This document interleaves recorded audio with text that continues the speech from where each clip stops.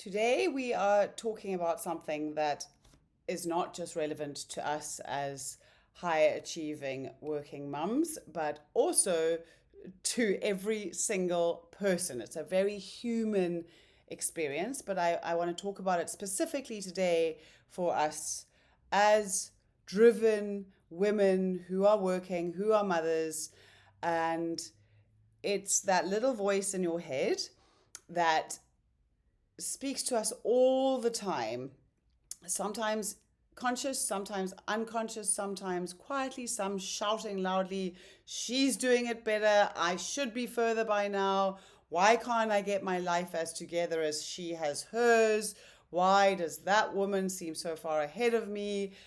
All the time, these voices going, or this little voice of comparison going through our heads. And if you are anything like me, and if you are anything like the women that I coach, comparison doesn't just make you feel not enough. It makes you feel behind. It makes you feel all these things, but it makes you doubt yourself. And one of the most important elements of resilience is self-trust. So when we are doubting ourselves, this fuels the flames of stress and pressure and overthinking and that horrible feeling or that horrible thought of, oh my gosh, I'm trying so hard, I'm working so hard, why does it still feel like I am failing? So today I'm going to show you something you've never heard, and it is going to blow your mind. Today we are going to talk about how comparison is not a mindset problem or a pattern of thinking that you just have to stop or you just have to get out of. And yes, okay, comparison is a pattern of thinking, but it's not something that you can just move out of or just think differently, because the root cause of comparison is something that I talk about a lot, and it is an identity problem.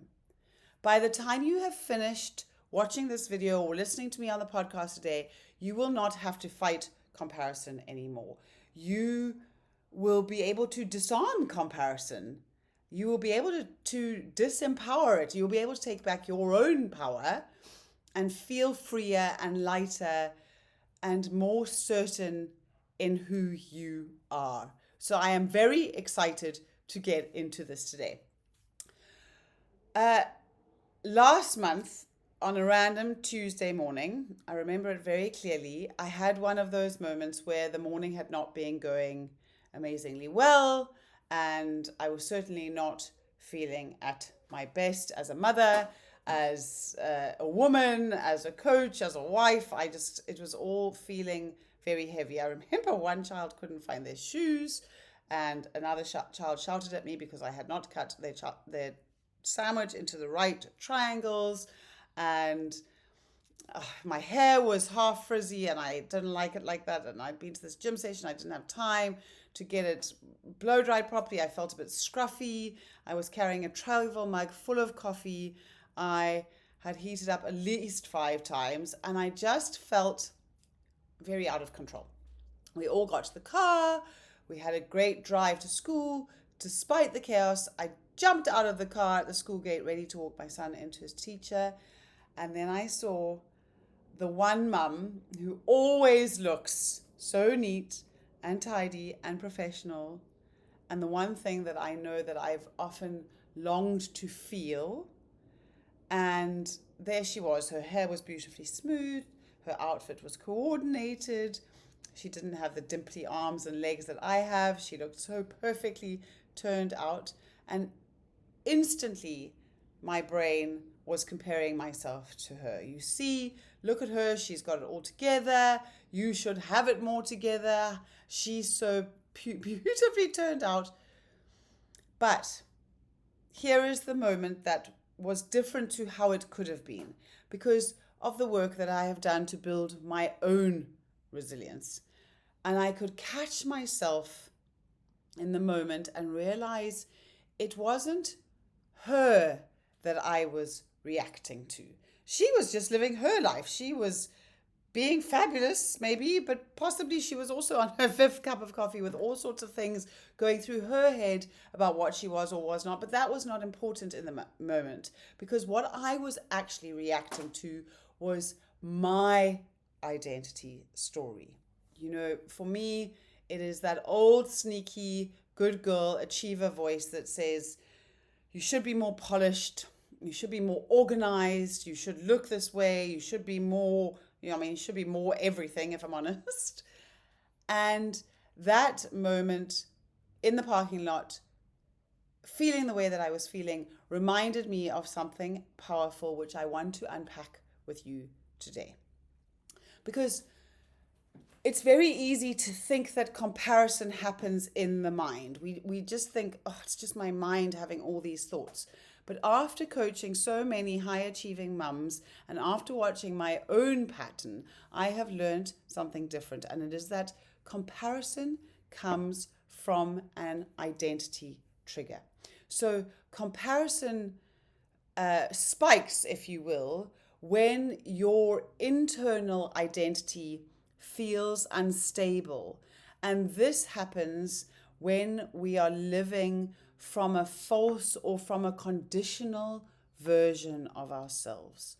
So there are a number of these false identities that we take on as a survival strategy to ensure that we feel safe, to ensure that we are accepted, that we are lovable, that we belong. And these are the identities that we get praised for being as we grow up.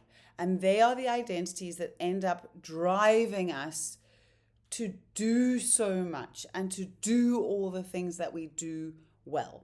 So, as I've mentioned, I have this good girl and this achiever identity, two of these that kind of grapple for space in my mind. So the good girl, for instance, is one who follows the rules, who says we have to do it all right and do it perfectly. The achiever is someone who lives with an identity that says do more, be more, do it faster. So for me, it's very difficult because I have the good girl who wants to do it right, but also the achiever who wants to do more and do it faster. Maybe you have a people pleaser identity who says don't upset anyone, keep the peace. Or perhaps you have an overfunctioner identity that says you've got to carry everything, you've got to carry everyone else's load so that nobody gets disappointed. Now, when you are living from one of these identities, or from two of them, or from four of them, instead of your true, what I call your A grade identity, that identity that you were born with, that has probably been pushed aside to make room for all of these other voices, then comparison becomes a way that your brain scans your environment for safety. So it's always asking, am I enough in this moment?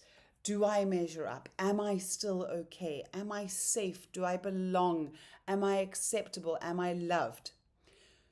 So all of these questions that are going around in your head in comparison to that other mother in the parking lot or that other colleague at work, they are not about her in the slightest. They are simply your brain and your nervous system trying to self-protect, to make sure that you are fitting the bill that means that you are okay, that means that you belong. But this self-protection creates a response that then sends you into this physiological experience of chaos. It creates panic, it creates fear, and these are the things that we call stress, this experience that we experience as stress. And this is what I call identity-based stress. And comparison is one of the clearest symptoms of identity-based stress. Every time you compare yourself, you're not just feeling insecure, you're eroding that self-trust that I talked about being the foundation of resilience. You're building that self-doubt. So as you sit there looking at her, him, them, whoever, comparing yourselves to them, criticizing yourself for what you aren't or what you are that she isn't, you're letting your body know, I don't trust myself. Someone else is better. Who I am is wrong. My choices aren't valid. I need to be more like her. I need to value what she needs. I need to choose what she would need, decide what she would decide. And what happens is your nervous system then responds by going into a state of fight or flight that comes from that stress response. So you feel that panic, you feel that fear. It's a stress response to a threat. And then you end up, your body tightens up, your heart races, and you end up rushing, you end up overthinking. You've got this adrenaline that's pumping through your body because you're putting so much pressure on yourself. And then you become irritable, you become impatient, and then you feel guilty for being that way. And there is this self-perpetual cycle. And possibly in this moment, you're thinking, I need to fix myself, instead of realizing that actually there's nothing wrong with you. You actually are absolutely fine the way that you are. You're just stuck in a pattern that no longer serves you. So comparison is draining you, not because it's a bad habit or a way of thinking that we get into. And yes, that experience of comparison is draining, but it is a drain on your self-trust that then drains your ability to be certain, to be confident, to feel in control, to have the capacity to choose how you live your life based on the things that matter to you. So if you are listening to this, chances are you are someone who carries a huge mental load, who probably has a very high expectation or expectations of yourself. You want to be both present and productive. You are very used to performing, to achieving. You're used to holding it all together and managing it all and living your life always with this kind of subtle pressure to get it right all the time. So of course, comparison is loud and very present because your brain is thinking, if I don't keep it up, then something might fall apart, something might go wrong. That will mean that I will have failed, and that will just prove that I'm not good enough. It's not a character flaw. It's not that there's something wrong with you. It's not that you are not as good as that woman next door or across the desk from you. It's just that your nervous system has a programming to it that, hugely excitingly, can be changed if you want to change it. If you no longer want to compare yourself to others, there is a way that you can change that. So I want to offer you some ways that you can do that. So these are not think positive tools. These are not affirmations that you are going to sprout out while deep down you still believe that you are only valuable when you achieve, or that your worth comes in keeping the peace, or that you will be loved when you keep everyone happy. This is a different way of shifting out of that space of comparison. These are identity, self-trust, and resilience tools that I want to offer you today that are going to help you to move out of that space. The first of these is to unhook yourself from that identity that is comparing.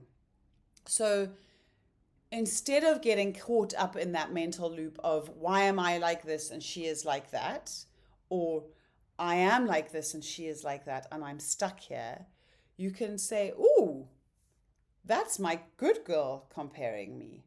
And it's not about me at all. So just naming the identity, that's interesting, that's my good girl comparing, or that's Am I a people pleaser? Comparing. Then it stops feeling so personal. You can kind of become the observer. It feels a bit more objective rather than being the victim of that comparison. You can look at it from a separated standpoint, like a third person standpoint. So that's the good girl comparing, and I'm actually standing over here. And when you do that, you can instantly drop the shame that comes with comparison. You have the opportunity, because you're slightly distanced from it, to be more curious about, oh, I wonder why she thinks that Mary or Sue or Jane is better than who I am or who she is. I love curiosity. Oh, curiosity is such a powerful tool for shifting from stress to a place, a very different emotional experience of intrigue, of interest. Ooh, that's really interesting. I wonder why she thinks that. In a place of interest, in a place of curiosity, stress and anxiety cannot live because it is in a different emotional experience. So unhooking yourself from that identity, looking at her, being curious. The second step, or the second kind of shift that you can do, is to anchor back into self-trust in the moment. So you don't necessarily need to say, oh, but I trust myself, I'm okay. You just ask yourself. You can ask yourself one of these questions. If I trusted myself, what would I choose right now? So again, it's an objective. It's not I've got to trust myself, so I've got to do this thing. It's, if I trusted myself, what would I choose right now? Or you can ask yourself, what is the pace for me that's right for me today? So if someone else seems to be achieving more, what is the pace that's right for me today? Or what matters for my season at the moment, not for her season? At work, you may be a working mum where someone else doesn't have children, or whose children have left home, or doesn't have children yet. What matters for my season today, not hers? Bringing the attention back to what's right for me right now. Or what do I know is true about me? So not what is lacking in me, or what is missing, or what I have that I shouldn't have. What do I know is true about me that is not an opinion? I think that the interesting difference between fact and opinion. I think this about me, whereas I know this is true about me. That, just asking that question brings you back into your A grade identity, into that version of you that is steady and certain and capable. In my 6-month group coaching program, Resilient, we spend a month getting to know that A grade identity, that woman who is calm and at ease and feels certain enough in herself to set boundaries so that she can be present with her family. She can excel at work without thinking about all the things that she is or that she isn't. It's hard to get to know her when you are so busy doing all these things. But when you know her, you are much more able to find your way back to her when the inevitable chaos hits. And this is what allows you to restore your internal equilibrium, to stop looking around at everybody else, and to be more balanced internally. And then that's what allows you to engage with the world in a different way. So shift number 3 is to redefine success for today. We are all so desperate to be more present, but we're all worried, or we're all, looking back on the past or worrying about the future.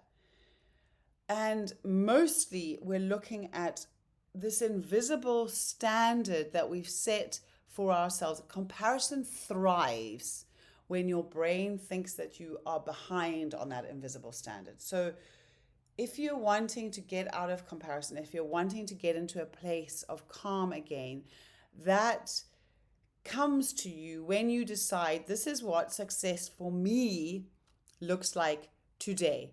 Maybe success for me today is connection rather than perfection. Maybe connecting that with that woman who I felt inadequate next to because she looked so good was more successful for me than looking a certain way. Perhaps success is feeling energized rather than a constant output.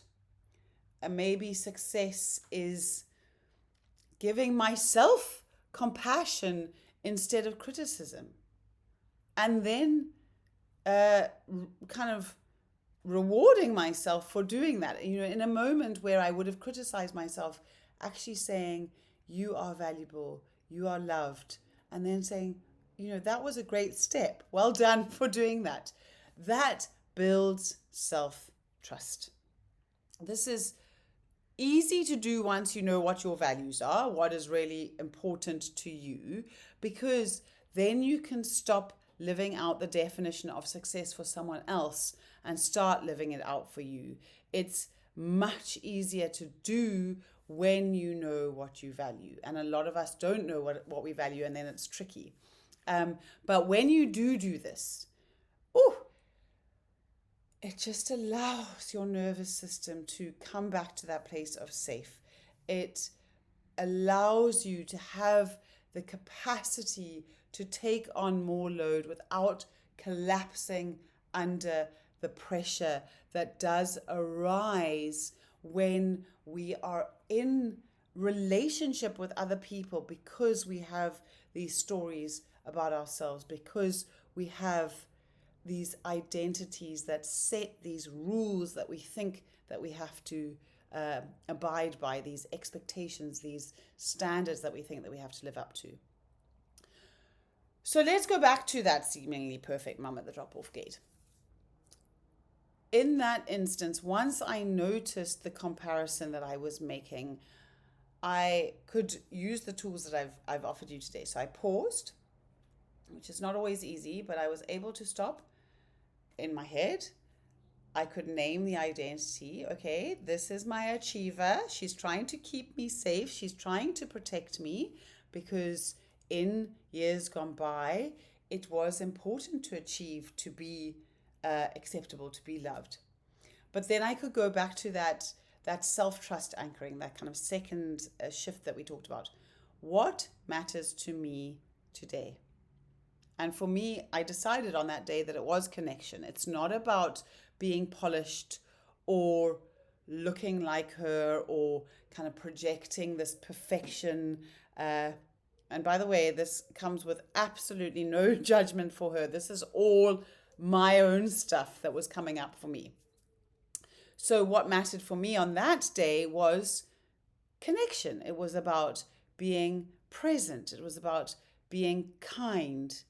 It was about being steady for my clients when I came back from the school run and I was at work, and then for my children when I collected them later that day, rather than being in this story that I had driving my thoughts, driving my story.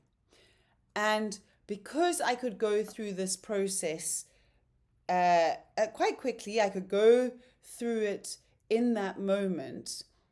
As quickly as that comparison came up, it also dissolved. I was able to kind of let it go. And she wasn't the threat anymore to my achiever who says, I have to look a certain way to succeed. She was simply another mum in the parking lot, dropping off her child with beautiful hair, a lovely outfit on. I could appreciate her outfit. I could appreciate the way that she was wearing something that pleased my eye rather than something that made me feel inadequate and less than. So I want you to hear something today from me. Your lane is enough. Your pace is enough. Your identity is enough.